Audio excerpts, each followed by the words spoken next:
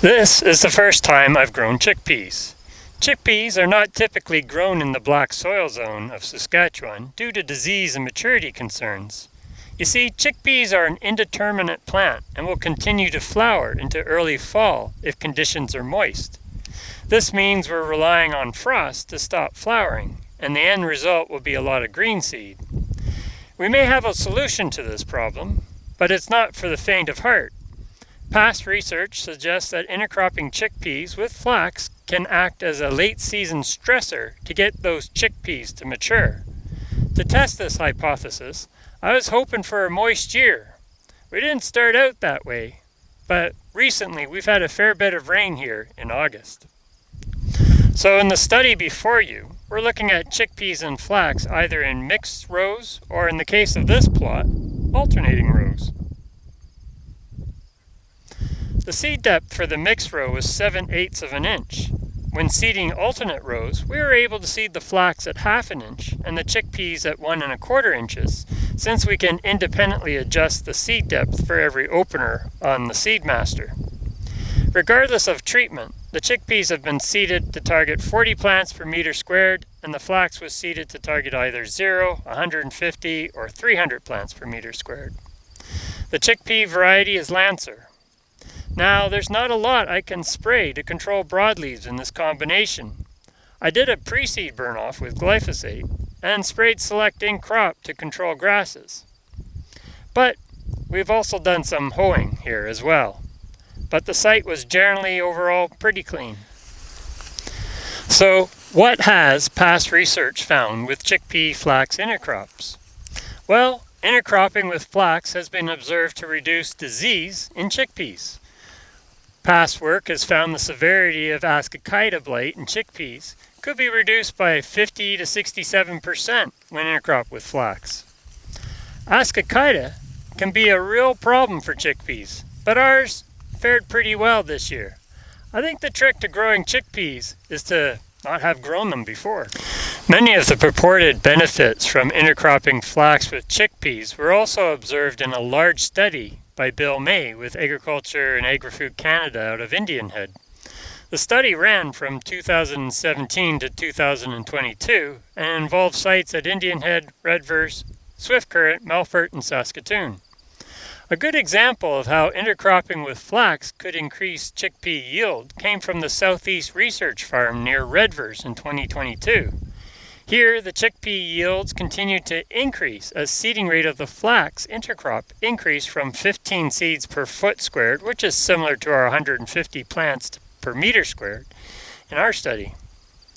As a monocrop, chickpeas only yielded 454 kilograms per hectare, rising to 743 kilograms per hectare when intercropped with 7.5 flax seeds per foot squared, and then leveled off at 908 kilograms per hectare when seeded with 15 flax seeds per foot squared.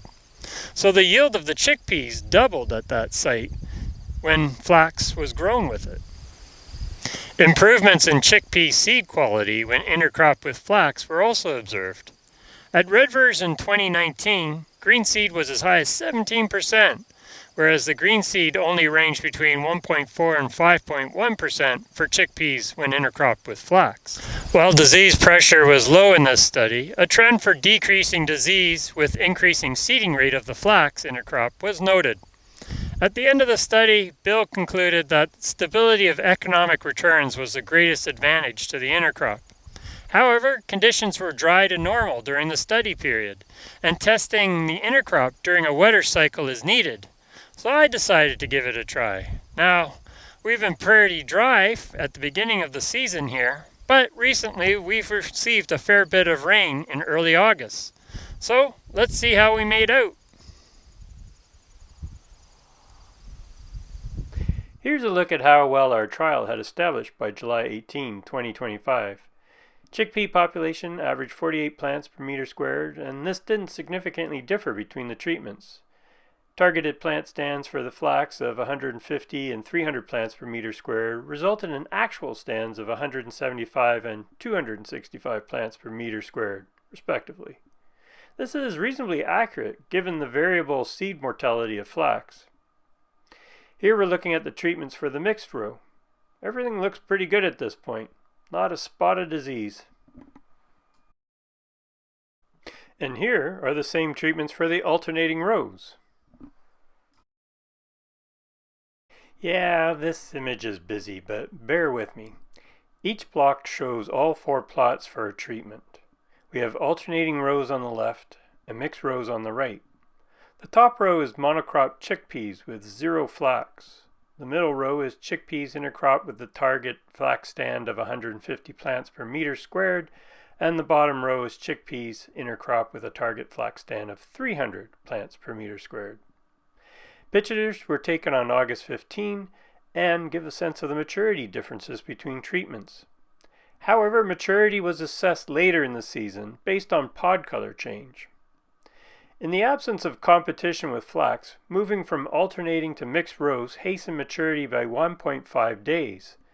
That result is not readily apparent from these pictures, but it makes sense because between these two treatments we were effectively narrowing the row spacing for chickpeas from 24 inches to 12 inches. Narrowing row spacing is known to hasten crop maturity.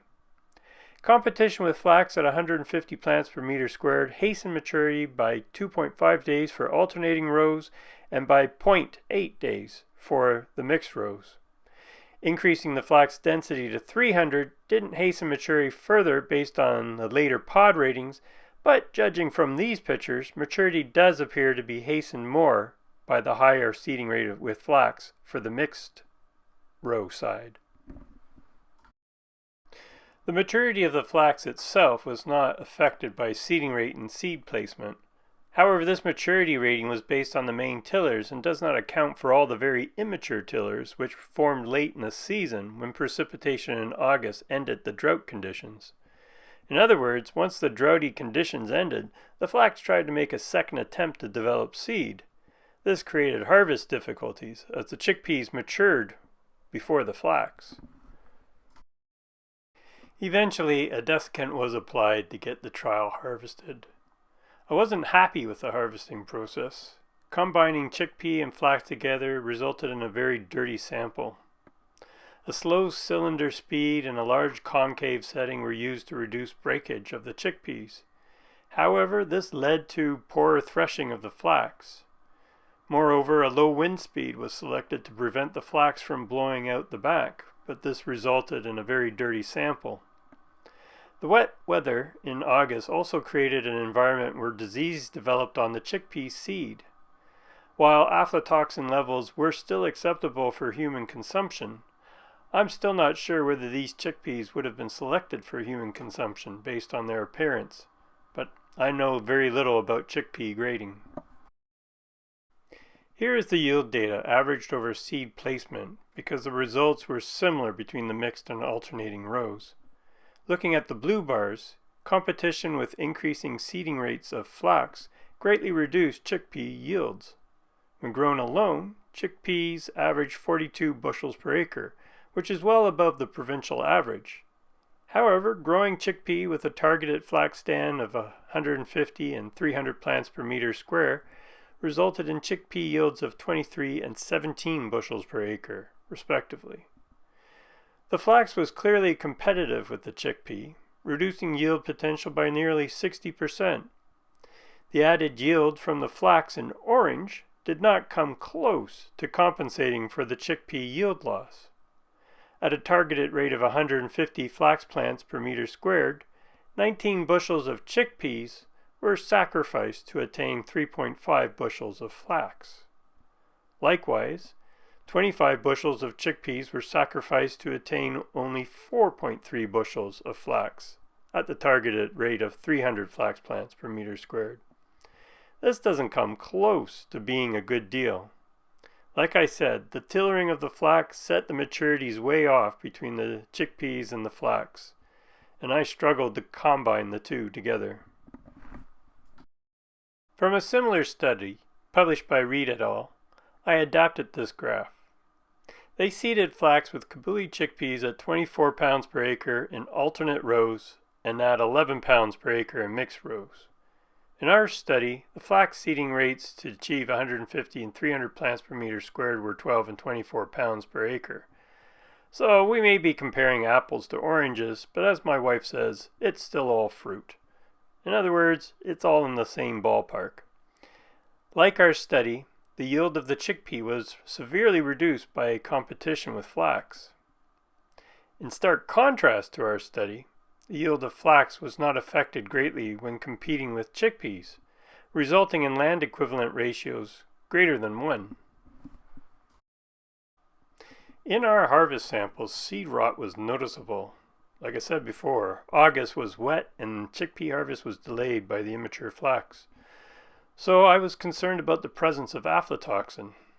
I sent samples away for testing, but there wasn't a big difference between the treatments, I said.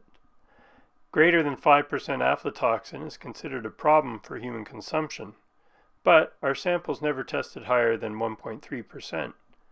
Still, I'm not sure they would have made human consumption based on their appearance. Here are my conclusions based on the results of this particular study. Flax did hasten chickpea maturity, but in the process it severely reduced chickpea yield. The second flush and tillering of flax held up the chickpea harvest, and the flax didn't yield very well, and it made it difficult to combine the chickpeas and the flax together. I ended up with a very dirty sample. August was moist, the chickpeas had fungal growth, because they were sitting out there too long waiting for the flax, but apparently aflatoxin was still not an issue. So based on the results of this study, I am not really a fan of intercropping flax with chickpeas. I think there's a tendency to publish things when they work well, but I think it's equally important to publish things when they don't work so well. I think it should be apparent by now that you can get a wide range of results by using this practice. I'd like to thank Sustainable Cap for funding this project.